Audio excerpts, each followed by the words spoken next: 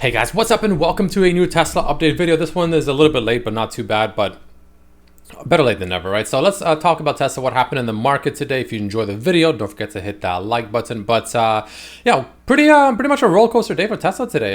Completely skyrocketing on open. Up all the way up to, I think the peak was just shy of 940, which is pretty ridiculous.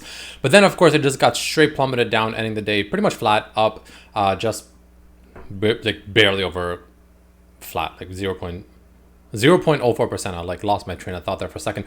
Barely up at all, right? So, not the best day in the world, obviously, for Tesla, right? Showing an insane amount of selling pressure, closing the daily under the 200 moving average. You can see here being this little red line here, right? That's a 200 moving average, which we finally did approach, which we said on Friday that, there's a decent chance we'll probably get above 900, probably test this moving average and whatnot. The RSI on the daily actually still looks pretty okay. It's not really making anything too crazy, anything too bearish. If anything, it's still actually looking a little bit more bullish than bearish, if I'm going to be completely honest with you guys, which is good for Tesla. But even with that being said, I'm actually expecting a pullback probably tomorrow, maybe Wednesday. Or if we get a pullback tomorrow and especially Wednesday, I will be starting to add a little bit to some bullish positions going forward for the rest of the week. Tesla's stock split vote, I believe, is on Thursday, which is interesting as well. Now, one thing to notice as well is Tesla did actually end the day just slightly, but nonetheless higher than yesterday, I guess Friday's close, which is good, which is, that's a decent sign. That's not a horrible sign at all. That's, that's obviously better than it is worse. However, of course, the candle itself is a pretty bearish looking candle. I wouldn't call this a bearish hammer candle. You know how sometimes we get those bullish hammer candles I show you guys a few times. What's an example? Let's see. I guess a decent one is something like maybe like this one, or like this one, maybe, this one. Actually, this is a perfect one right here. This one right here is a beautiful hammer candle, right? Which in this case was a bait, but usually these kind of candles are very bullish, right? And in this case, these kind of candles are obviously essentially the opposite. And it's the wick underneath it is a little too long to. It's a little sussy, I'm not gonna lie, so I wouldn't put too much weight on it, but it is overall more bearish than bullish, right?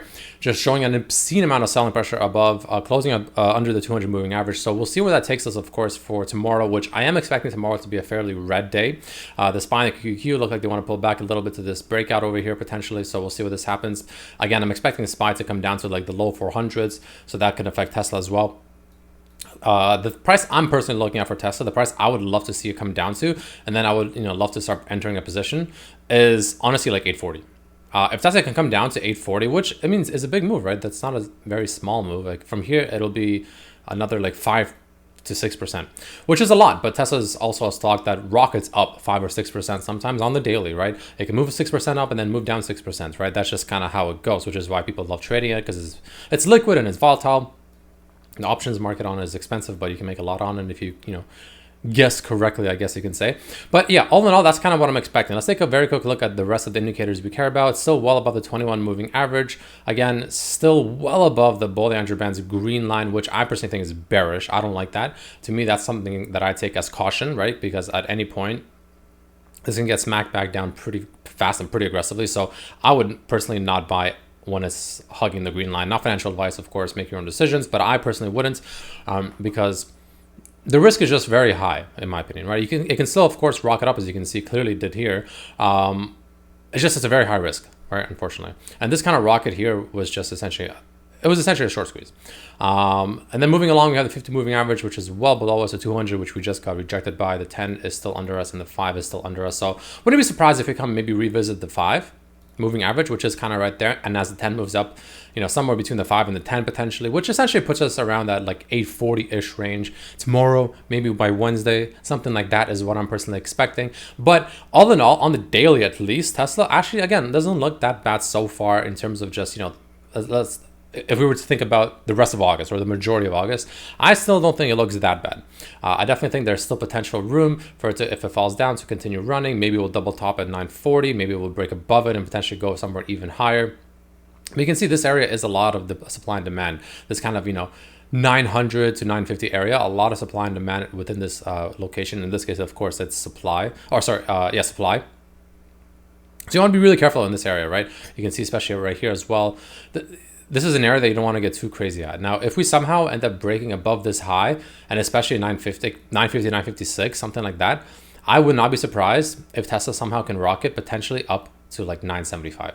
This would be like my ultimate bull target right now for the short term, for August, let's say. How about that? For August, my ultimate target, if Tesla can break above this high right here that we had today of 934, I think we'll probably visit like around this 975 area. But first and foremost, again, things don't always go up, don't only go up, and things don't only go down. So in this case, what I would want to see from Tesla personally is a very healthy pullback to around that, 940 give or take range, bounce off this breakout.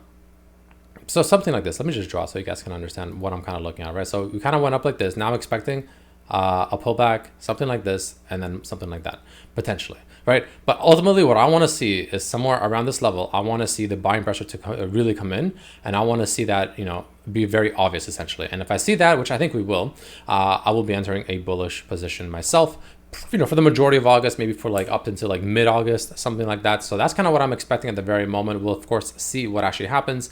Following that, we also have a kind of a double top on the RSI here, and you can see as the stock actually on the 1 hour, which is a decent time frame, which kind of gives you an idea as how the rest of the week potentially can go, or like the majority of the week.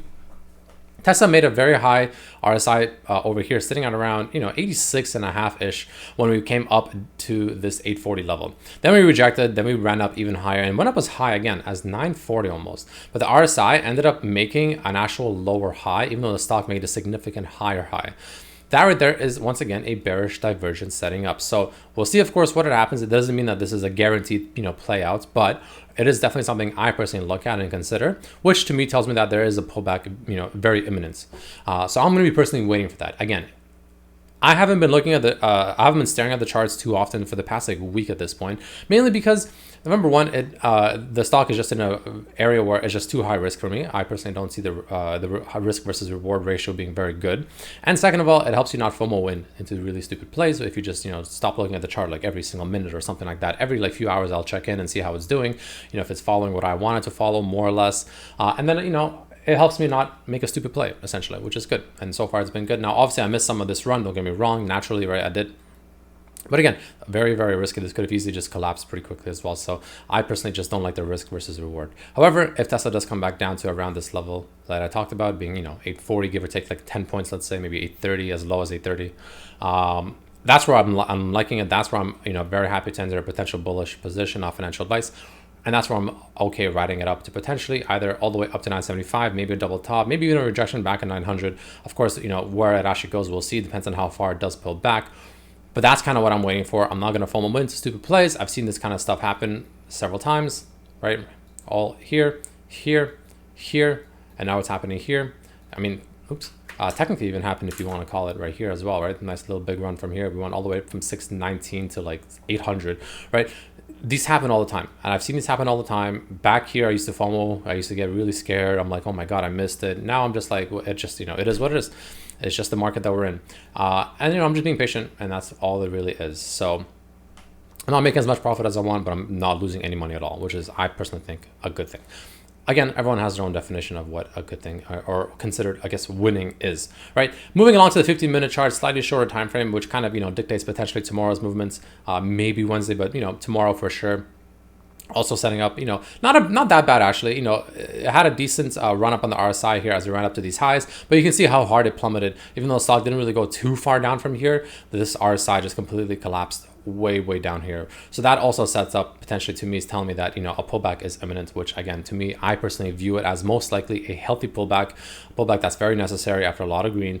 And yeah, I'll be looking to potentially enter. So yeah, I'm personally looking for around 840. And if we get there, maybe tomorrow, maybe Wednesday, I'm going to see how it reacts and then most likely enter some positions. So not financial advice, make your own decisions, but that's what I'm looking at. Ladies and gentlemen, that's what I'm waiting for, and that's what I am expecting. People are also asking, is my projection of, how I personally think Tesla might still collapse all the way down to this level gone because we broke out? I don't think so. I really don't. I just don't trust this market just yet. Again, I've seen these rallies way too often, just completely collapse and just completely plummet right after. I don't trust it just yet. I would need to see pretty much how. I really want to see September. Let's just say that. Last year, September, I got burned really bad, and I learned that September is a horrible month, especially with midterm elections coming up. I showed you guys the chart a few days ago about the patterns it follows based on a second-year Democratic president.